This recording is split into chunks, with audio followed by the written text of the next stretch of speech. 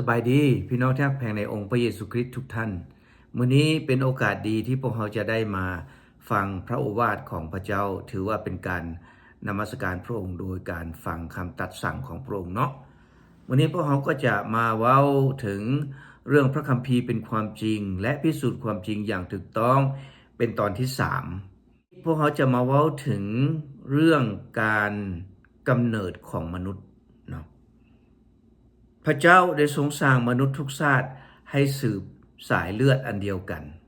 มาจากหนังสือปฐมกาลบทที่17ข้อ16พระองค์ได้ทรงสร้างมนุษยชาติให้เกิดจากมนุษย์คนเดียวที่จริงก็หลายคนอาจจะว่าโอ้มนุษย์คนเดียวสิให้เกิดอีกคนนึงได้จังไดความจริงพระเจ้าได้ทรงสร้างอาดัมก่อนพระองค์ได้ออกแนวคิดว่าจะให้อาดัมนี่มีรูปร่างลักษณะแบบใดให้มีตาจักหน่วยให้มีปากจักอันให้มีหูดังอยู่ใสแสดงว่าพระเจ้าเนี่ยเป็นผู้ออกแบบหัวคิดสร้างมนุษย์ขึ้นมาซึ่งบ่มีบ่อนที่จะติได้ถ้าสมมุติว่ามนุษย์เนี่ยตาอยู่ทั้งหัวสิเป็นจังไดเวลาฝนตกน้ำเข้าตาเท่านั้นเนาะอันนี้แสดงว่าพระเจ้าเนี่ยเป็นวิศวกรที่มีความสำคัญยิ่งพระองค์ทรงรู้จักระบบระเบียบของมนุษย์ทุกอย่างเพราะฉะนั้นพวกแพทย์พวกหมอพวกด็อกเตอร์อยู่ในอเมริกานี่ก่อนที่เขาจะลงมือผ่าตัดเขาจะต้องอธิษฐานต่อพระเจ้าก่อนเพราะว่าพระเจ้าเป็นผู้ที่รู้จักทุกเส้นสายในชีวิตของมนุษย์ทุกคนเพราะฉะนั้นพวกเหล่านี้เขาจึงจะสามารถที่จะวางมือในการผ่าตัดให้ถูกต้องและสามารถที่จะช่วยเหลือคนไข้ให้กลับคืนมาได้อันนี้เขาเห็นว่าร่างกายของคนเราแต่ละคนเนี่ยหัวใจก็ต้องอยู่บ่อนเดียวกันหัวใจก็อยู่ข้างซ้ายเสียหรือว่าเครื่องทางในเนี่ยมันก็ตับอยู่บ่อนใดปอดอยู่บ่อนใดรู้จักเบิดเพราะอย่างเพราะว่ามันเป็นลักษณะแบบเดียวกันเกิดมาจากคนคนเดียวคืออาดัมพระเจ้าได้ทรงสร้างอาดัมให้มีรูปร่างลักษณะคล้ายคือกันกับพระองค์แล้วก็ประทานลมหายใจเข้าทางดังหลังจากนั้นอาดัมจึงมีชีวิตเป็นอยู่เป็นมนุษย์เป็นอยู่แล้วจากนั้นพระเจ้าจึงเห็นว่าอาดัมนี่จะอยู่คนเดียวก็บ่เหมาะจะต้องมีคู่พระเจ้าได้ทรงเอาอาดัมมาให้หลับสนิทแล้วก็ดึงเอาซี่โครงซีกนึงออกมาแล้วก็มาสร้างให้เป็นผู้หญิงจึงเกิดมีชีวิตขึ้นมาดังนั้นพวกเขาเห็นว่ามนุษย์เนี่ยเกิดมาจากคนคนเดียวคือมาจากอาดัมพระเจ้าสร้างอาดัมก่อนแล้วก็มาสร้างเป็นเอวาแต่ว่าเอาส่วนหนึ่งของอาดัมนั่นมาสร้างเป็นเอวาให้เป็นผู้หญิงขึ้นมาเพื่อจะให้เป็นคู่เคียงที่เหมาะสมกับอาดัมดังนั้นสองคนนี้จึงแต่งงานกันแล้วก็อยู่ร่วมกันจึงเกิดลูกเกิดแม่แพร่ลูกออกมาเท่าทุกมือนี้เพราะฉะนั้นมนุษย์ทุกคนในโลกนี้สืบเชื้อสายโลหิตอันเดียวกันมาจากคนคนเดียวกันเพราะฉะนั้นพวกเราทุกคนบอกว่าชาติใดภาษาใดก็ตามบอกว่าจะเป็นคนขาวบอกว่าจะเป็นคนดำบอกว่าจะเป็นคนเอเชียพวกเราก็เป็นอายเอื้อยน้องเดียวกันมาจากพ่อแม่เดียวกันคืออาดัมเอวานั่นเองและสืบเชื้อสายเลือดอันเดียวกันเพราะว่ามนุษย์เนี่ยเลือดของเขานี่สามารถที่จะช่วยเหลือกันได้ถ้าผู้ใดผู้หนึ่งขาดเลือดพวกเขาก็สามารถที่จะเอาเลือดอีกคนอื่นที่ถือกรุ๊ปเดียวกันเนี่ยมาใส่กันได้ให้ช่วยชีวิตได้ถ้ามนุษย์มาจากลิงมาจากสัตว์อื่นเลือดลิงเลือดสัตว์อื่นก็สามารถเอามาใส่ได้แต่อันนี้บ่มีผู้ใดที่สามารถให้แบบนั้นได้ถ้าเอาเลือดลิงมาใส่กับมนุษย์กับเลือดคนมันก็ตายเท่านั้นแล้วคนเนาะเพราะฉะนั้นแสดงว่ามนุษย์เนี่ยสืบเชื้อสายเลือดอันเดียวกันทั้งหมดพวกเขาบ่น่าจะทะเลาะเบาะแว้งกันบ่น่าจะพิษเถียงกันบ่น่าจะฆ่ากันเพราะว่าพวกเขาเป็นอายเอื้อยน้องเดียวกันเป็นเชื้อสายเลือดอันเดียวกันควรจะฮักแพงซึ่งกันและกันเหมือนความฮักที่พระเจ้าทรงให้กับพวกเขาเนาะในหนังสือกิจการบทที่17ข้อ16ได้บอกแบบนั้นเนาะพระเจ้าได้ทรงสร้างมนุษย์ทุกชาติให้เกิดมาจากมนุษย์คนเดียวก็คืออาดัมนั่นแหละที่ได้เว้ากันมาเมื่อกี้นี้แล้วพวกเขาก็จะอยู่ทั่วพิภพพระองค์ได้ทรงกำหนดเขตแดนและที่อยู่ให้เขาแสดงว่าพระเจ้าเนี่ยเป็นผู้กำหนด เวลาให้มาเกิดเป็นอย่างเขาจึงมาเกิดในยุคนี้เป็นอย่างเขาจึงบ่เกิดในยุคก่อนพูนข้าพเจ้าก็ยังคิดอยู่ว่าโอ้คันมาเกิดอยู่ในยุคนี้ก็คือสิดีเนาะยังหนุ่มยังน้อยอยู่แต่อันนี้ก็แก่ชราและแสดงว่าเกิดในยุคก่อนแล้วเพราะฉะนั้นพระเจ้าเป็นผู้กำหนดเวลาและเขตแดนให้พวกเขามาบังเกิดอยู่ในโลกนี้เพราะฉะนั้นอำนาจทุกอย่างขึ้นอยู่กับพระองค์พี่น้องในหนังสือเลวิติโกบทที่17ข้อ11บอกว่าชีวิต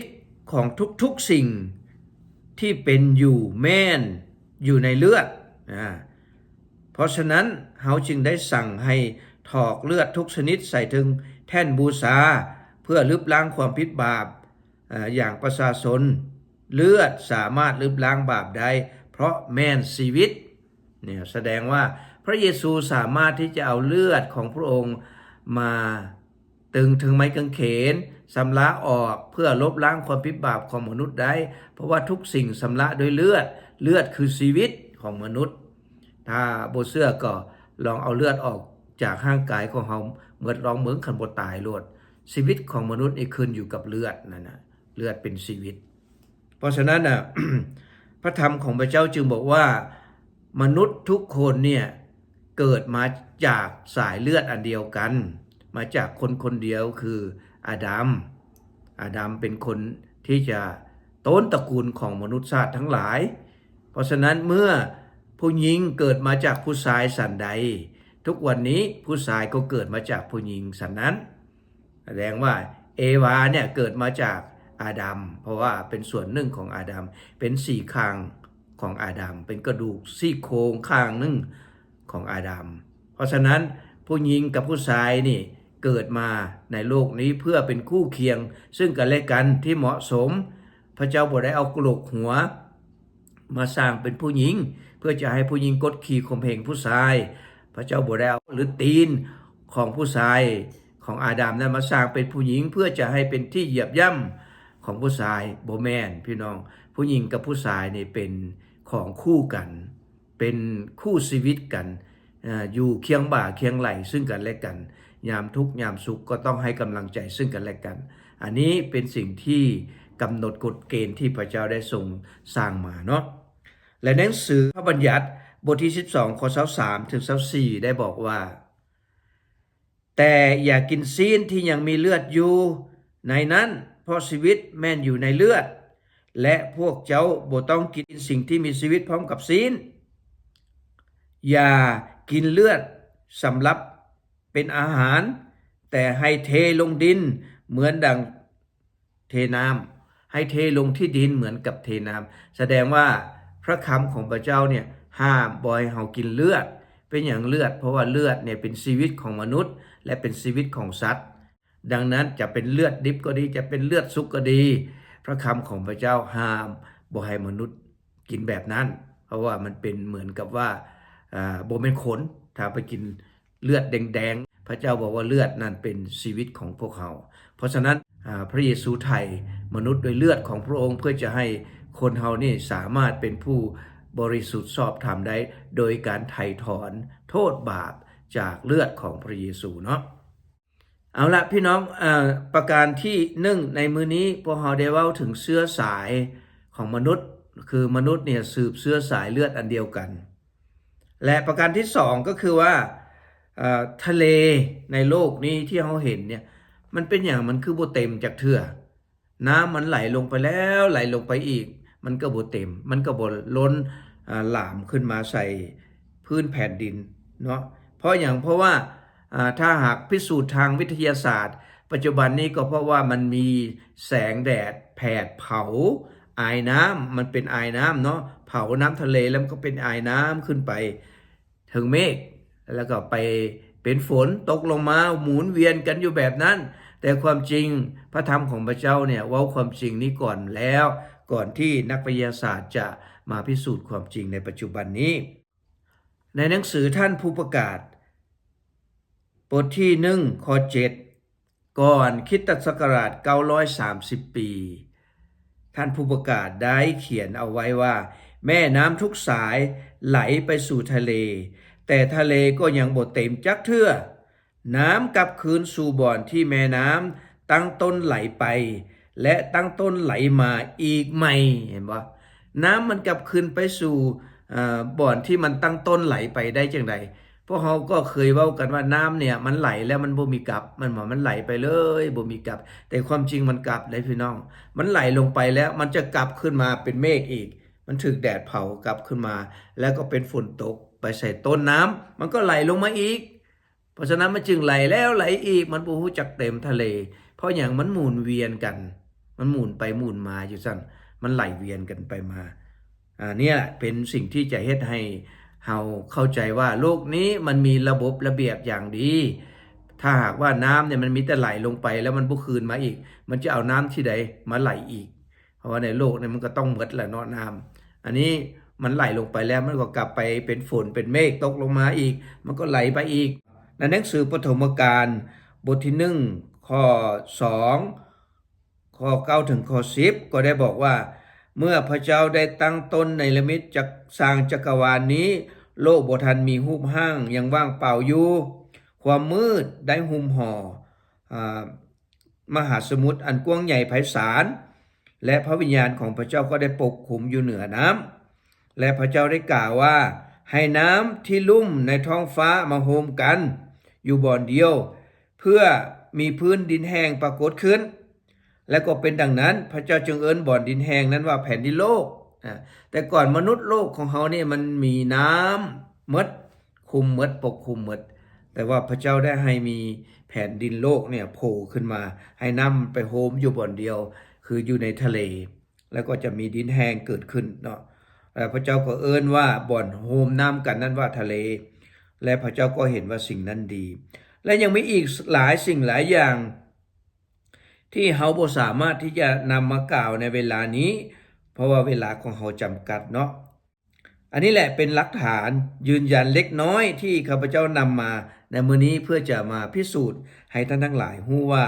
พระคริสต์ธรรมคัมภีร์กล่าวความจริงโดยบ่มีสิ่งที่ผิดเพี้ยนบ่มีการโต้เถียงได้พี่น้องพวกเฮาเคยเว้ากันเสมอว่าความจริงคือสิ่งที่บ่ตายแม่นหยังคือความจริงในสิ่งที่บ่ตายแม่นหยังบ่ตายจากเทื่อในโลกนี้เฮาลองมาพิสูจน์เบิ่งดูว่าแม่นหยังคือสิ่งที่เป็นความจริงแท้ในหนังสือเอสยาห์พระธรรมเอสยาห์บทที่40ข้อ8บอกว่าถึกแล้วต้นหญ้าเหี่ยวแห้งและดอกไม้ก็หล่าเหลืองว่าซั่นแต่ถ้อยคำของพระเจ้าของพวกเฮานั้นดำรงอยู่ตลอดไปเป็นนิจถ้อยคำก็คือพระคัมภีร์นี่แหละพระคำของพระเจ้านี่แหละเพราะว่าคนที่เชื่อในพระเจ้าปฏิบัติพระเจ้าก็เชื่อว่าพระคัมภีร์นี้เป็นคำเว้าของพระเจ้าที่ดลบันดาลให้ผู้ประกาศของพระองค์หรือผู้รับใช้ของพระองค์นี้เขียนขึ้นมาเพื่อจะบอกกล่าวให้แก่มนุษย์รู้ความจริงและในพระคัมภีร์นี้พิสูจน์ได้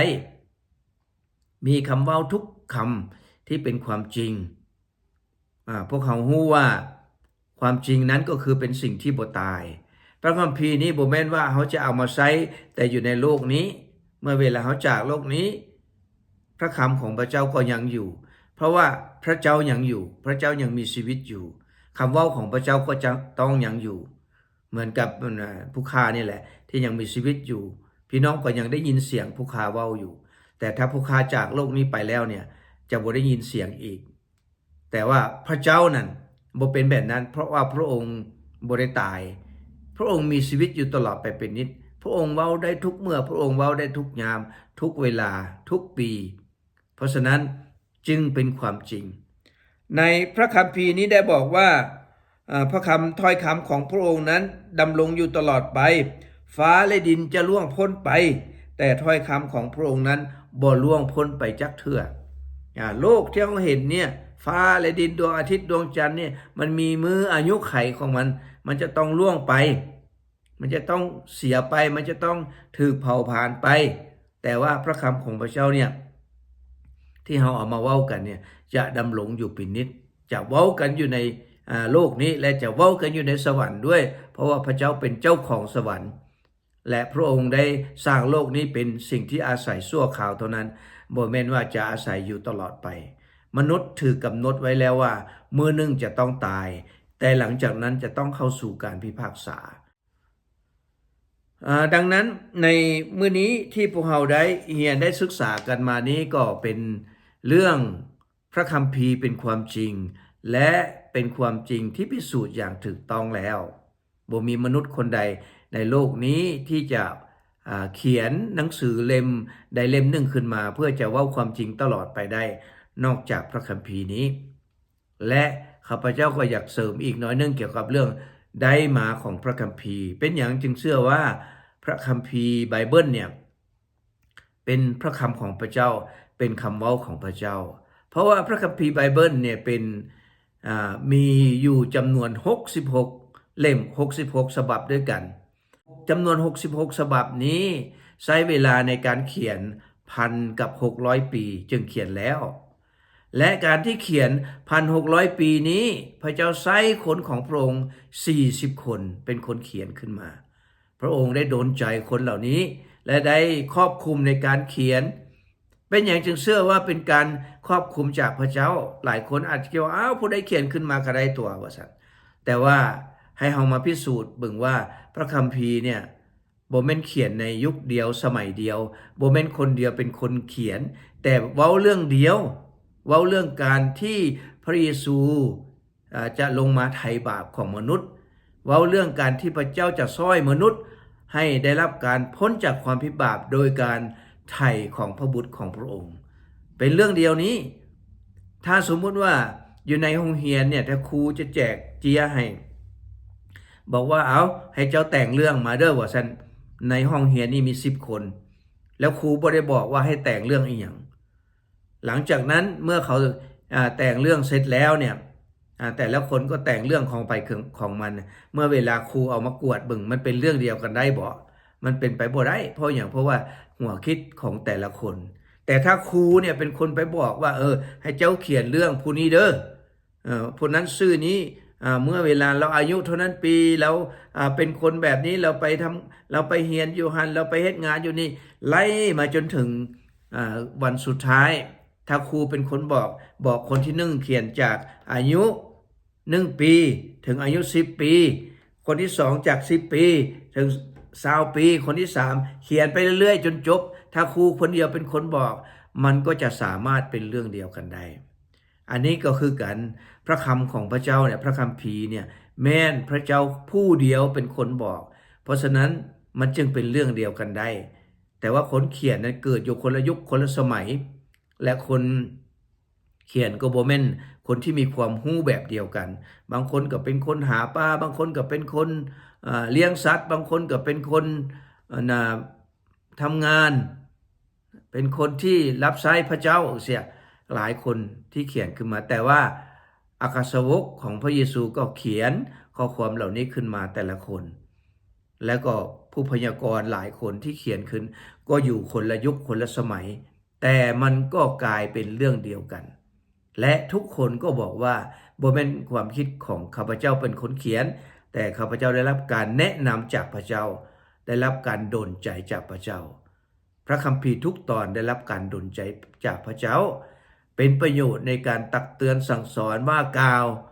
ในทุกสิ่งให้ถูกต้องและเป็นการเตรียมพร้อมคนชอบธรรมของพระองค์ให้เป็นผู้รอบคอบชอบธรรมเพราะฉะนั้นพี่น้องที่รักแผ่ทั้งหลายพระคัมภีร์นี้จึงกลายเป็นความจริงและพิสูจน์ความจริงอย่างถูกต้องได้ขอขอบอกขอบใจที่พวกท่านผู้ฟังได้ตั้งอกตั้งใจฟังและก็ตั้งแต่ต้นมาจนตลอดจบก็ขอให้พระเจ้าทรงอวยพรทุกท่านขอพระเจ้าอวยพรขอบใจหลายๆ